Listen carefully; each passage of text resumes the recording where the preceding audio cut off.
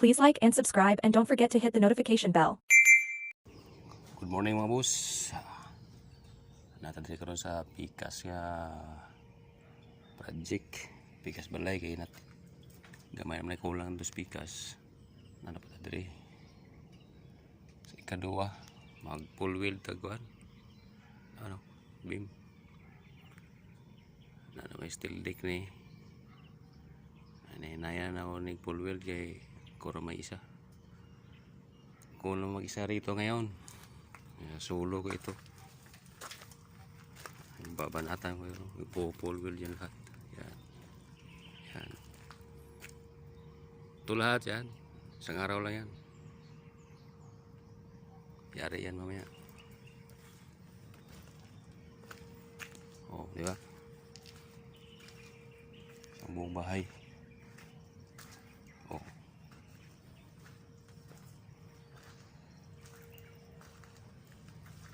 Kaya ba?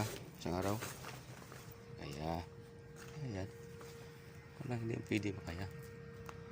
Yan na. Ito yung machine ko. Nakasiting sa 184. 184 oh. Oo. Pang full wheel dyan. Diba? Maliit lang yan. Bro. 300 amperes yan.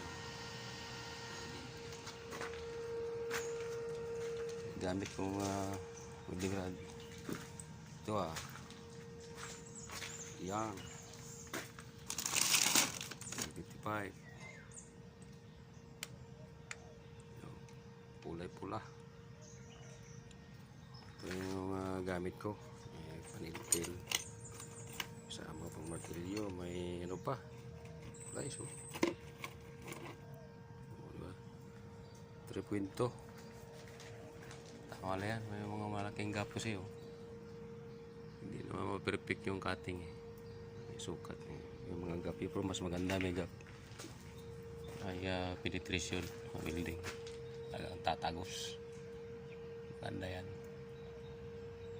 May nayari na ako nakaraw may partial na ako na welding yun o okay. Yan nadali ko yun tugtungan, di ba? Hindi maganda pagkakawilde, no?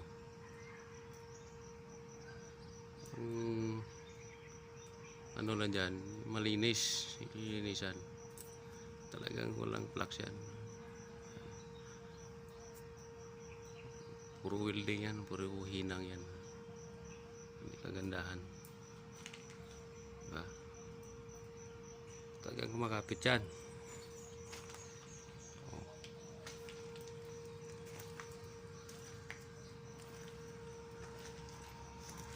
Ito yung ano, landing sa hagdan. Hagdan to rito. Sekarang keluar dah.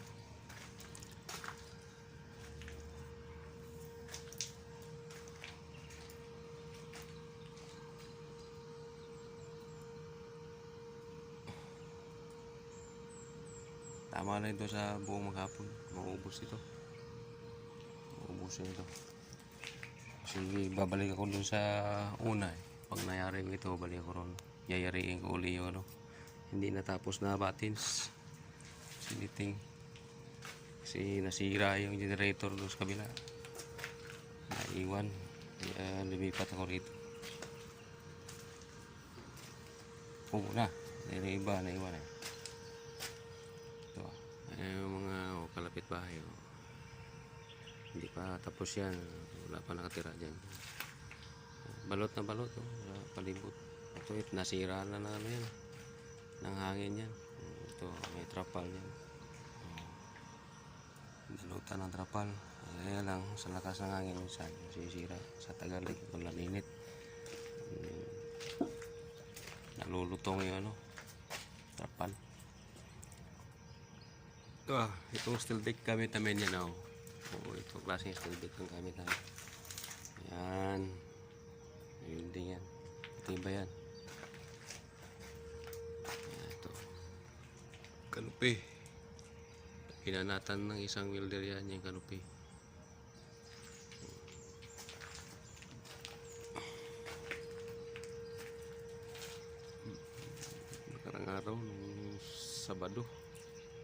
hindi nangyari dahil biglang umulan na. Yun ang number 1 kalaban sa welder, ulan. Pagka ambon-ambon, okay naman, kaya. Hindi lang basa yung kamay sa holder. Ayan. Yung mga bahay-bahay, may mga bahay-bahay na sa palibot rito. Hindi naman marami, ilan pa lang. Maganda ang gumawa rito. Yan. Mixer namin, no? Guardhouse hindi. Stock room yan. Medyo malayo-layo yung ano. Okay, mga boss, mag-start na ako. Yan na. Diba?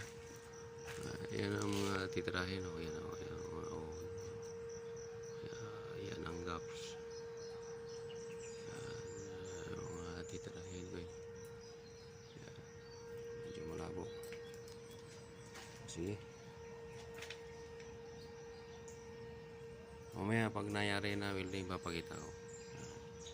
Yan ang pirahe ko, 184. Maganda kasi malakas. Talagang nagpipinitrate siya. Talagang tumatagos yung welding. Mas maganda yun. Isa lutang yung welding mo. Delikado yun. Para lang mabulgam yun. Para yung bumubutas. Diba?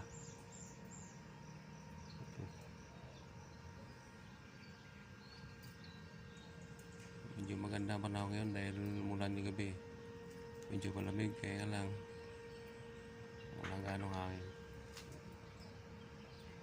Biyayaan din ang hangin mamaya. Ayan, maganda. Okay. Ito lang gamit ko. Ayan, ito lang gamit ko. Yan ang gamit ko. Yan. Okay.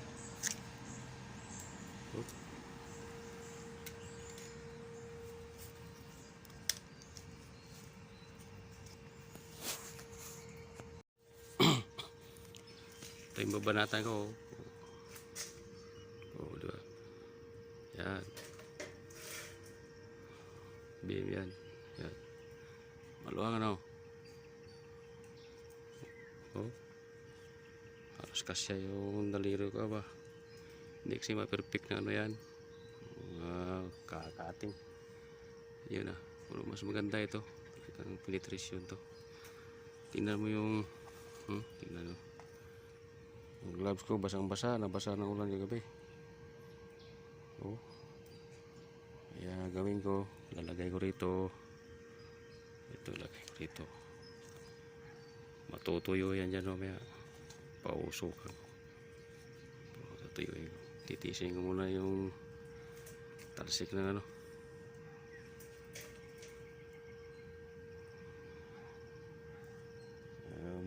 Mainit, di masyado mainit eh. Tagal yan. Ito ang gagawin ko. Yan. Kawawa yung holder ko eh. Tali-tali na yan. Ganun talaga yung ano eh. Walang budget. Bahay-bahay lang kasi ito. Maliit budget. Kaya holder ko yan. Tali ng guma. Rubais. Marami na yung nanayayari ito. Marami na natapos ito. Marami na nagpigil.